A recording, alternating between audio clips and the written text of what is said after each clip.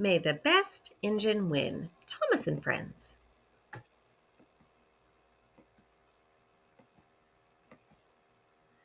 Early one morning on the island of Soder, Sir Topham Hatt came to the yard. Thomas and Emily were preparing for a busy day. Thomas always worked very hard. He was proud to be a really useful engine. Emily was new. She wanted to prove that she was really useful too. She hoped that Sir Topham Hatt would see how excited she was to start the day. "Percy is at the works today," said Sir Topham Hatt. "Thomas, I hope you can help out so that everything gets done on time." "Why should Thomas get all the work?" asked Emily. "I can do anything he can. I'm faster than him too." Sir Topham Hatt was glad that Emily wanted to help. He told them, "You will still have your own jobs to do, but I can divide up Percy's duties so that both of you will have the same workload today." Emily knew it would be a long day, but she smiled. She told Thomas, "Now you'll see what I can do." Thomas was used to long days. "Emily, this might be too much work for you," he teased. "You should let me do more." "Pfft," she puffed. "I'll race you. Whoever finishes and makes it back to the station first is the winner." "There's enough work for everyone," grumbled Gordon. "Why don't you two get started?" With a peep and a poop, Thomas and Emily left the station side by side. Emily's first stop was the quarry. She brought crates full of new tools, and she had to stay in place while the workers unloaded them. After all the crates were taken away, the workers hitched her to freight cars full of large stones. Emily knew that really useful engines were supposed to be good at waiting, but it was difficult for her to be patient. "Please hurry," she told the workers. "I don't want Thomas to get ahead." While Emily was at the quarry, Thomas was running his branch line. He moved from station to station. At every stop, more passengers got off, and Annie and Clarabelle got lighter and lighter. "I'll bet I'm pulling ahead of Emily already," thought Thomas. Along the way to his last station, Thomas saw Emily. She was going to Suttery with stone from the quarry. "There you are, slow coach," she called.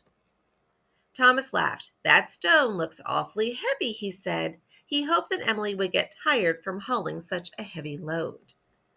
Thomas didn't have as much time to rest as Emily, but he also didn't have to carry as much weight. His second job was to deliver a load of barrels to the docks. He had to wait for the barrels to be moved onto boats. Thomas was not a very patient engine, but he knew it would do no good to win the race if he didn't do his job just right.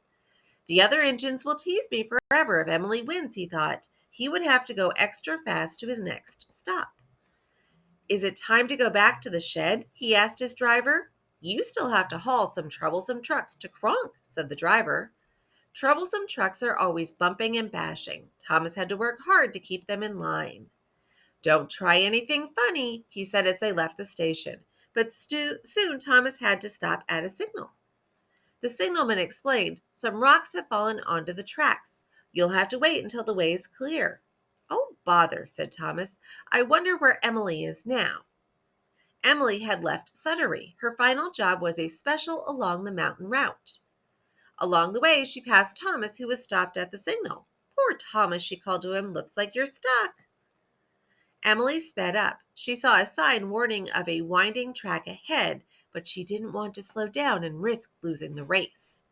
The track was difficult, and she was going too fast. Her driver told her to slow down, but it was too late. As Emily took a turn, one of her trucks tipped over. Now she had to wait for help. "Thomas will get ahead for sure," she thought. Thomas was having better luck. The rocks had been cleared, and he was almost done with his last job of the day. He saw Harvey moving on the opposite track. "Hello, Harvey," he peeped. "Where are you headed?" "Emily's hit a spot of trouble up the line," said Harvey. "Nothing to worry about." Emily was glad to see Harvey. She thanked him for his help. "I'll take the rest of the path slowly," she said. "If I'm more careful, I still might beat Thomas." Thomas was having some difficulty with the troublesome trucks. They made him go faster than he wanted to, but his brakes were strong and he was able to stay on the track. Once the troublesome trucks were unhitched, he sped away toward home. "I hope Emily isn't there yet," he thought. The sun was nearly setting by the time Thomas arrived at the yard. He asked Edward whether Emily was already there. "No," said Edward, "I haven't seen her yet." Thomas grinned and thought, "I did it. I beat her." Emily arrived only a minute later. When she saw Thomas, she frowned. She had really wanted to beat him.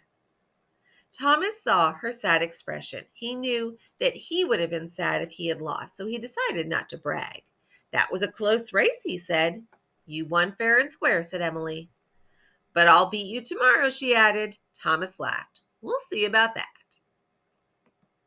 Thank you for listening.